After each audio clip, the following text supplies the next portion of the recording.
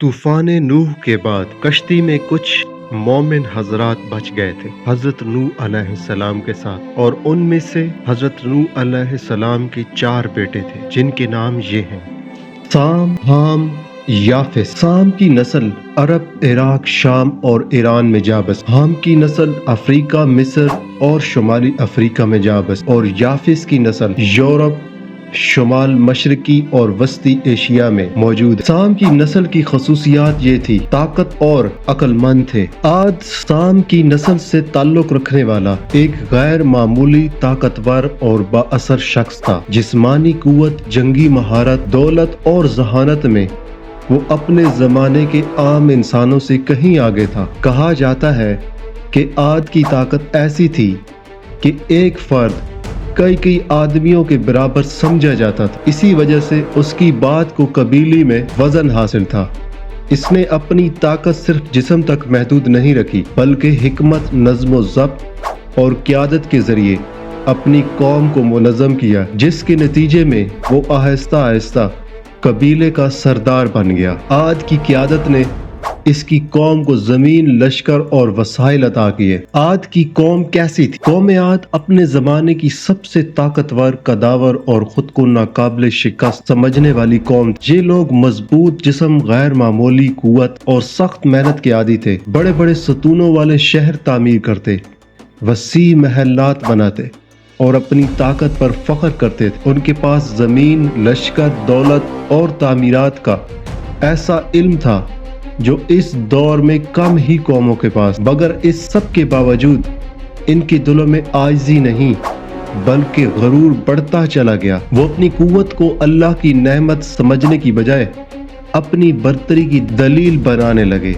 और यही एहसास बर्तरी आहिस्ता आहिस्ता उन्हें हदायत से दूर ले गए। एक दिन इसी कौम में एक शख्स पैदा हुआ, शद्दाद। शद्दाद आद का बेटा था। आद के वफात के बाद शद्दाद को हुकूमत मिली। शद्दाद के पास क्योंकि बहुत ताकत थी और गुरूर भी बेइंतहा था, उसने खुदाई दावा कर दिया। शद्दाद कौम में आद का वो हुक्मरान था जिसके पास ताकत, दौलत और इख्तियार तीनों अपनी इंतहा पर थे, मगर उसके दिल में शुगर की बजाय गुरूर ने जगह बना ली। शद्दाद के खुदाई दावे के बाद हजरत हूद अलैहिस्सलाम उसके महल में जाते हैं और शद्दाद को अल्लाह पाक के दीन की दावत देते हैं। शद्दाद हजरत हूद अलैहिस्सलाम से कहता है कि अगर तुम्हारे दावे के मुताबिक हम अल्लाह को मान लेते हैं तो बदले में हमें क्या मिलेगा? हजरत हूद अलैहिस्सलाम ने कहा, अगर तुम अल्लाह को मानोगे और उसकी अताअत करोगे तो उसके बदले में खुदा तुम्हें जन्नत देगा। शद्दाद ने कहा, जन्नत कहाँ है? हजरत हूद अलैहिस्सलाम ने कहा,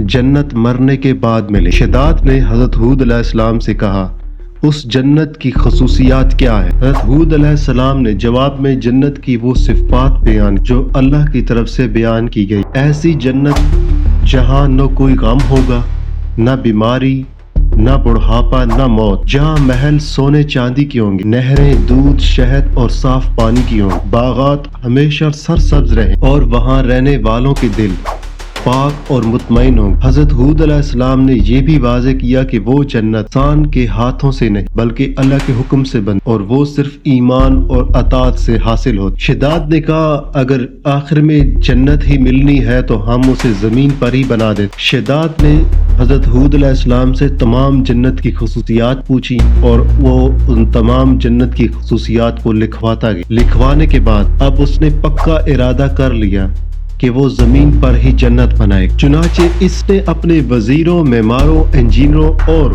कारीगरों को हुक्म दिया कि एक ऐसी बस्ती तैयार की जाए जिसकी मिसाल जमीन पर कहीं न हो। इस जन्नत के लिए एक वसी और सरसब्ज इलाका मुंतखब किया गया जहां चारों तरफ बुलंद फसीलें तामीर की गईं।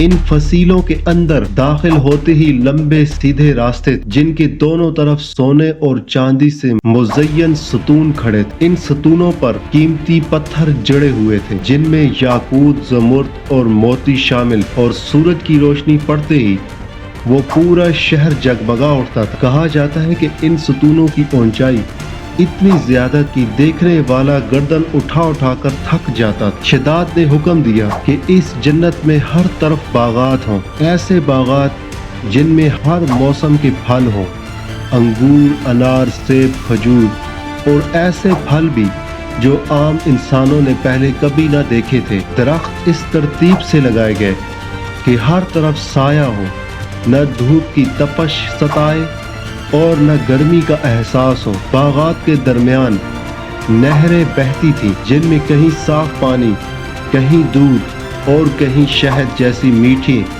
چیزیں بہنے کا منظر پیش کیا گیا تھا تاکہ دیکھنے والے کو واقعی جنت کا گمان ہو۔ ان نہروں کے کنارے محل تعمیر کیے گئے۔ یہ محل عام اینٹ اور پتھر کے نہیں تھے بلکہ سونے، چاندی اور قیمتی دھاتوں سے آراستہ تھے۔ کمروں کے فرش نرم قالینوں سے ڈھکے ہوئے، دیواروں پر نفیس نقش و نگار بنے تھے اور چھتوں سے جھلملاتے چراغ لٹک رہے تھے۔ کہا جاتا ہے کہ خوشبوؤں کا ایسا انتظام کیا گیا تھا کہ ہر وقت فضا میں مہک پھیلتی رہتی جیسے جنتی خوشبو ہو۔ شداد نے یہ بھی حکم دیا کہ اس جنت میں رہنے والوں کو کوئی تکلیف نہ ہو۔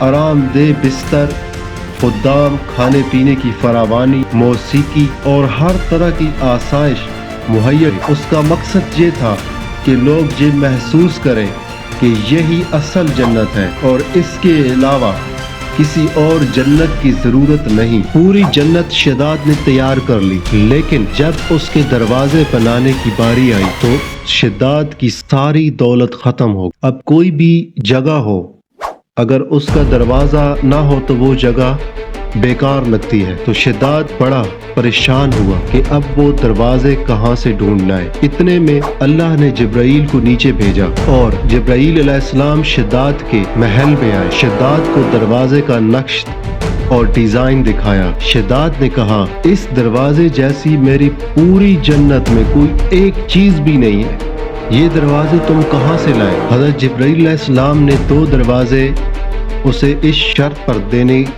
پر راضی ہوئے کہ پوری جنت وہ حضرت جبرائیل علیہ السلام کے نام لے۔ شداد نے کاغذ پر دستخط کیے اور تمام جنت حضرت جبرائیل علیہ السلام کے نام لکھ دی۔ اس کے مشیر نے کہا، اب اسے کاغذ لے لو اور اسے قتل کر، اور اتنے میں حضرت جبرائیل علیہ السلام غائب ہو گئے۔ اس کی جنت تیار ہو۔ روایات کے مطابق جب شداد کی جنت ہر لحاظ سے مکمل ہو گئی، محل تیار، باغات سرسبز، نہریں رواں، دروازے نصب، تو اس نے اعلان کیا کہ اب وہ خود اپنی جنت میں داخل ہو۔ یہ وہ لمحہ تھا جس کا اسے برسوں سے انتظار تھا۔ 100 سال لگے تھے اس کو اپنی جنت بنانے۔ فوجیں صف باندھے کھڑی تھی، درباری، معمار، وزراء اور سردار ہمراہ۔ ہر شخص کی نگاہیں اس جنت پر جمی تھیں جسے زمین کی سب سے بڑی نعمت کہا جا رہا۔ شداد شاہانہ لباس میں ملبوس، غرور سے سر اٹھائے آہستہ اس جنت کے مرکزی دروازے کی طرف بڑھا۔ وہ دروازہ عام دروازہ نہیں تھا، سونے اور چاندی سے بنا، قیمتی پتھروں سے جڑا،